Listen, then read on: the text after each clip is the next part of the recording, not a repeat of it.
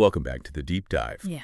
You know, you sent over this resource about common coding errors, and I thought it would be fun to kind of take a look at it today, especially the ones that people tend to make in those, uh, high-pressure technical interviews. Yeah.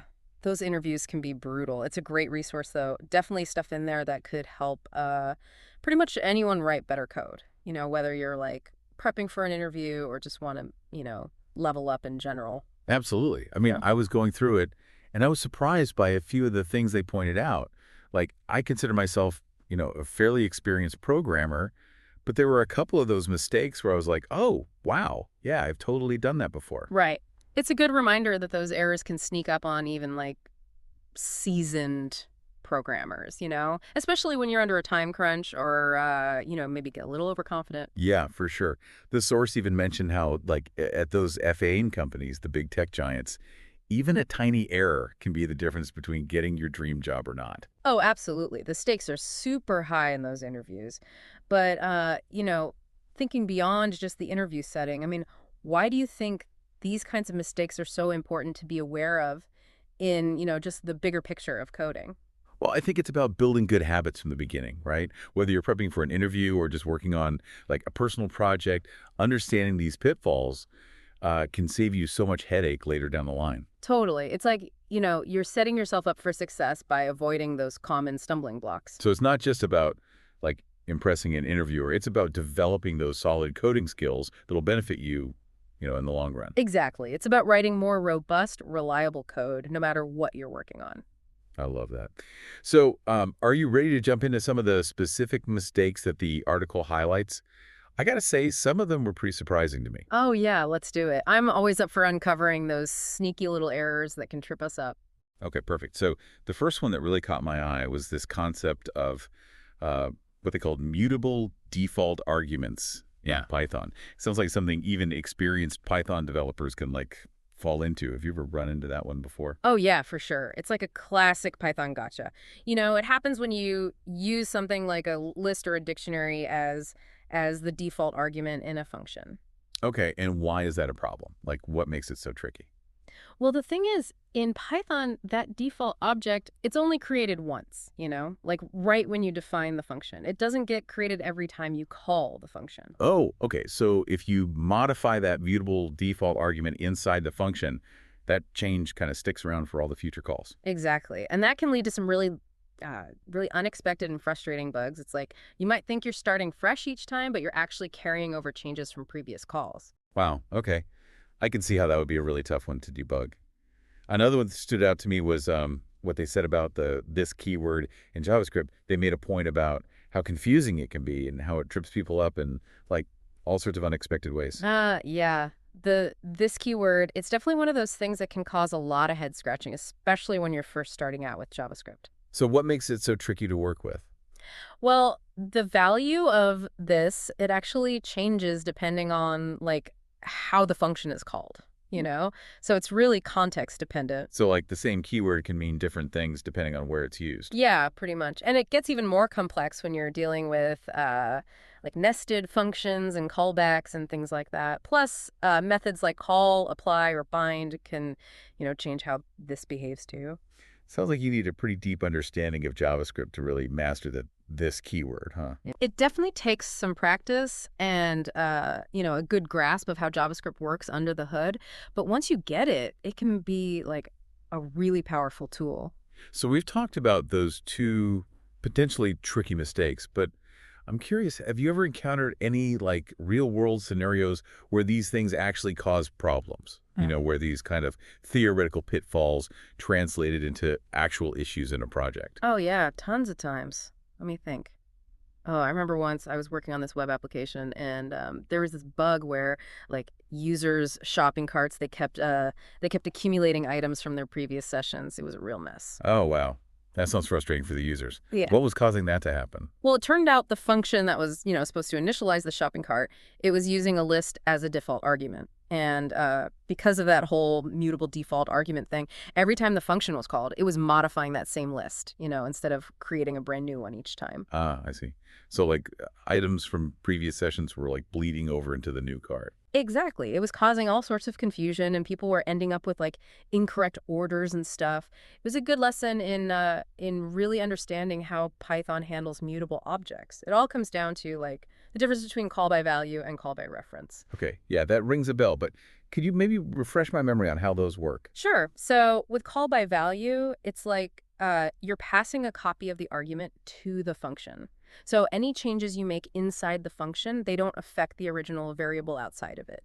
But with call by reference, the function gets like a reference to the actual object, not just a copy. So any modifications you make inside the function, they directly impact the original object. Got it. Yeah. So in that shopping cart example, the function was getting a reference to the same list every time, and that's why those changes were like piling up across multiple sessions. Exactly. It's definitely one of those things that can trip you up if you're not careful. For sure. Yeah. What about this keyword? Any memorable encounters with its tricky behavior? Let me see. Oh, yeah.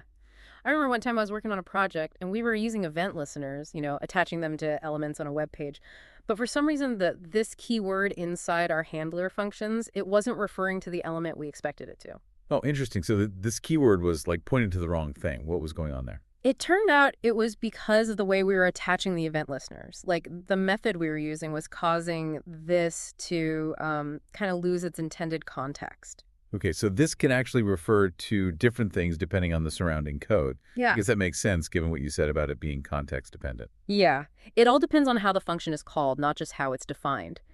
We ended up having to use techniques like bind or arrow functions to like explicitly control this context, to make sure our handlers could access the correct elements. I see. That sounds like one of those things that can send you down a real debugging rabbit hole. But I guess it highlights how these seemingly like abstract concepts can actually have very real and sometimes frustrating consequences. Oh, absolutely. And those real world examples, they really emphasize why it's so important to go beyond like just knowing about these errors. It's about mastering the techniques to actually avoid them. That's a great point. It's one thing to be aware of these pitfalls, but how do we actually put that knowledge into practice? What can our listeners do to, write cleaner and more robust code? Well, based on, the article we're looking at and also just my own experience, I think there are a few key areas to focus on. The first one is, it might sound obvious, but it's planning and clarity. Okay, so before you even start writing code, you're saying it's crucial to take some time to really understand the problem you're trying to solve. Exactly. Break it down into smaller steps. Think about like different approaches, maybe even sketch out like a basic plan or something. So don't just jump into coding without a strategy.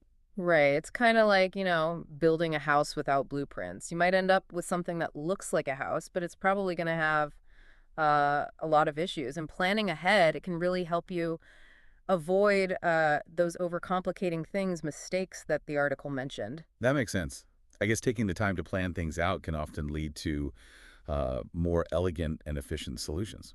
Absolutely. Plus, when you plan things out, it usually makes your code more readable for others, which is really important when you're, collaborating on projects and stuff. Okay, so planning and clarity check.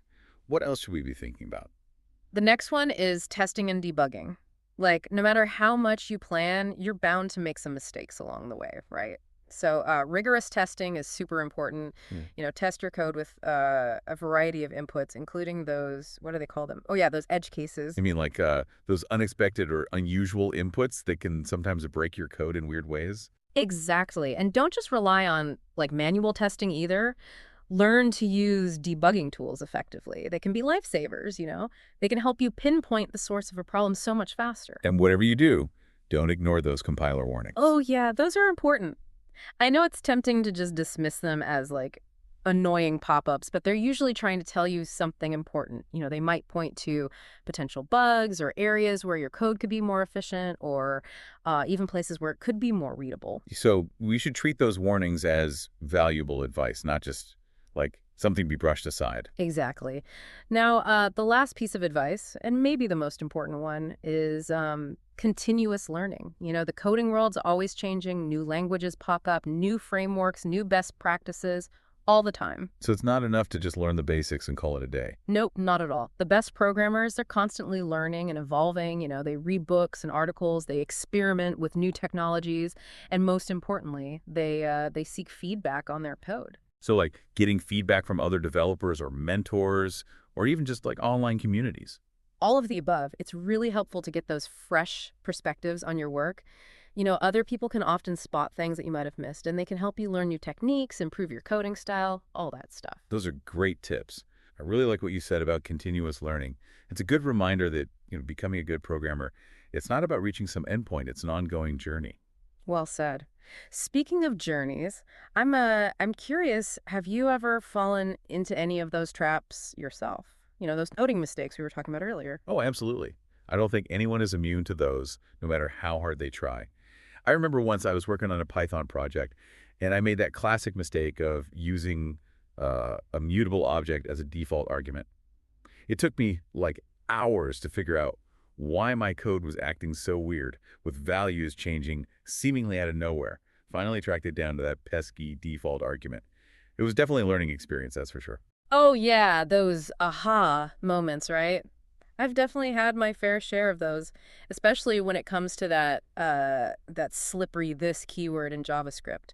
I mean, one time I spent ages trying to debug this one function, convinced there was like some logical error in my code. Turns out that this keyword was just pointing to the wrong object, and that was causing all these weird behaviors. Once I understood what was happening, the fix was actually pretty simple, but man, the frustration leading up to that point was real. It reminds me of those optical illusions, where your brain is totally convinced it's seeing one thing, but the reality is completely different. You just need that, like, shift in perspective for everything to click into place. Yeah, that's a great analogy, and it highlights how important it is to take a step back sometimes, challenge your assumptions, and maybe get some different perspectives, especially when you're dealing with those really stubborn bugs. So we've covered a lot of ground today. We talked about the importance of these common coding errors. We dove into some specific examples, and we even brainstormed some strategies for avoiding them. It's been quite a journey through the world of coding pitfalls, hasn't it? And how to navigate them successfully. It really has. But as we start to wrap things up, I'm left with this thought-provoking question. The article we've been talking about, it focused on technical interviews. But I'm wondering, where else might these coding mistakes have, like, really serious consequences, outside of just the context of job applications? That's such a crucial point to consider, especially as, software becomes more and more integrated into our lives. Like imagine the potential impact of even a small coding error in software that's used in, say, healthcare or finance or even transportation. Wow, yeah. The stakes are definitely a lot higher in those scenarios. A bug in a medical device, for example, could have like life or death consequences. And a glitch in a financial system, I mean, that could lead to huge economic repercussions. It's kind of scary when you think about it that way.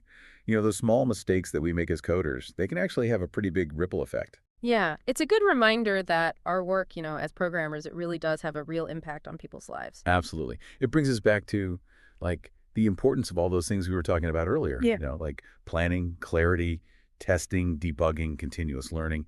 They might seem basic, but those principles, they're the foundation for building, safe, reliable software. Right. And that's ultimately what it's all about, right? It's not just about writing code that works. It's about writing code that we can trust, that's going to perform as expected, even in those critical situations. And I like that. It's about holding ourselves to a higher standard so we can contribute to building this, more robust, more trustworthy software ecosystem. Exactly. And that's something we should all be striving for. Well, as we wrap up this deep dive, I think the main takeaway is that, avoiding these common coding mistakes, it's not just about acing interviews or impressing your colleagues. It's about becoming a more responsible, more effective programmer overall. And ultimately, it's about creating software that can be relied upon, even when the stakes are high. Well said, raising the bar for ourselves and for the whole software development community. And on that note, I want to leave our listeners with one final thought to kind of chew on. We've talked about how these coding errors, they can have serious consequences in fields like healthcare and finance and transportation. But what other areas or industries come to mind? Where else might these seemingly small mistakes have a big impact? I'd love to hear what our listeners think. Hit us up on social media. Let us know your perspectives. Yeah, definitely. Always love to get those insights from our listeners. It's fascinating to kind of explore, those wider implications of all these technical topics. Okay, well, thanks for joining us on this deep dive into the world of coding mistakes and how to avoid them. Hope you learned something new and useful. It's been a pleasure. Happy coding, everyone.